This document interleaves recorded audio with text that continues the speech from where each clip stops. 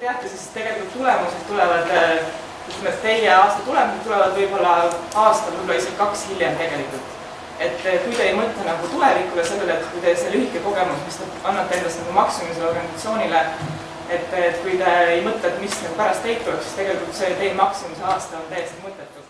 Tore lause, mis teeb rohkem inimeste juhtimise juurde, aga tegelikult ka nagu üldiselt, kui me räägime nagu üleandmisest, siis see kehtib ka siinkohal, et juht on ikkagi see, kes käib nagu ajast ees, mitte piitsaga taga, et siin kuskil üks hea soovitus oliks, et valige juhtkond kuskil eelneval koosolekul, et teil oleks nagu pikemat aega neid nagu koolitada või et ei oleks niimoodi, et kui nad hakkavad nagu pihta, et siis äkki tuleb nagu tulekahju kustutamine.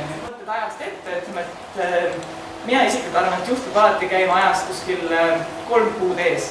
Ehk siis praegu, kui te olete juhid, te peaksite mõtlema, mis toimub revolutsioonis septembris, mitte mis toimub homme. See, mis toimub homme, see peaks olema nagu mõeldud, et see toimub nagunii.